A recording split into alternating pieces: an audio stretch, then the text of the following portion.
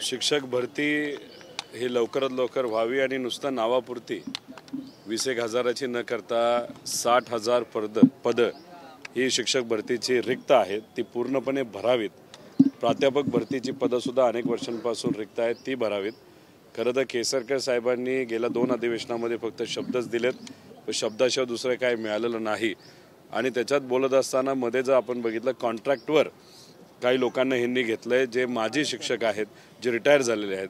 त्यामुळे ह्या सरकारचं खऱ्या अर्थाने काय चाललंय हेच कळत नाही. त्यामुळे उगाच वेळ न घालवता आता आचारसंहिता लोकसभेची लागू शकते, त्याच्या आधी 60,000 शिक्षक भरतीच्या ॲड निघाल्या पाहिजे. त्याच्याचबरोबर जे काही पेंडिंग प्राध्यापक भरती तीसुद्धा व्हावी यासाठी हे जे काही जॅकेट आहे ते घातलेलं आहे. त्याच्याचबरोबर समूह शाळा योजना ही आता स्थगित करावी, माघार घ्यावी. आणि त्याच्याचबरोबर जे काही दत्तक पालक योजनेचं नवीन भूत या सरकारने आणलेलं आहे प्रायव्हेट लोकांना सहकार्य करण्यासाठी, ते सुद्धा मागे घ्यावं. हे सगळे मुद्दे आम्ही युवा संघर्ष यात्रेत घेतलेले होते आणि हे टी शर्टवर हे लिहिलेले आहेत.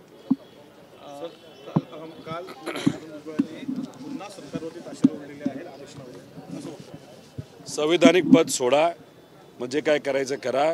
एका बाजूला फाईल त्याच्यावर सह्या करतायत, संविधानिक पद म्हणजे मंत्रिपद ठेवताय, कॅबिनेटमध्ये जाताय, चर्चा करताय आणि बाहेर जाऊन रस्त्यावर जाऊन काही बोलताय. मग तुम्हाला हक्क कसा राहिला? सरकारमध्ये आहात ना, मग जबाबदारी घ्या. सरकार जर योग्य पद्धतीने वागत नसेल, निर्णय घेत नसेल तर त्या कॅबिनेटमध्ये तुम्ही सुद्धा आहात. त्यामुळे सरकार जेव्हा आम्ही बोलतो तर तुम्ही पण सरकारमध्ये आहात.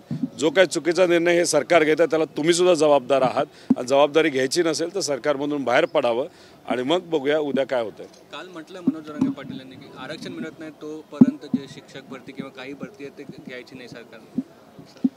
आता खरं तर त्यांचा तो विषय आहे. विषय एवढाच आहे की लहान मुलं पासून अनेक लोकांच्या अडचणी खूप मोठ्या प्रमाणात या महाराष्ट्रामध्ये आहेत.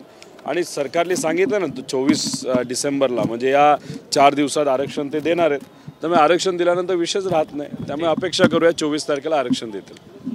कर्जत जामखेडमध्ये जी MIDC आहे सरकारने स्टे आणलेला आहे, कुठेतरी अशा प्रकारे विकास कामाला कुठेतरी रोख आणल्या जातात. जेव्हा सरकार बिंडोक माणसांचं ऐकतात तेव्हा सामान्य लोकांचं नुकसान खूप मोठ्या प्रमाणात होतं. माझ्या मतदारसंघामध्ये हेच होतंय. एका बिंडोक व्यक्तीचं ऐकता ऐकता सरकार एवढ्या लेवलला गेलेलं आहे की ते विकास विसरून गेलेले आहेत. आणि माझ्याच मतदारसंघातला हा विषय असा नाही, अख्ख्या महाराष्ट्रामध्ये हीच परिस्थिती आहे. त्यामुळे सरकार अशा पद्धतीने जर वागणार असेल तर गरिबाचंच नुकसान झाल्याशिवाय राहणार नाही आणि आम्ही ते काही होऊन देणार नाही. ठीक.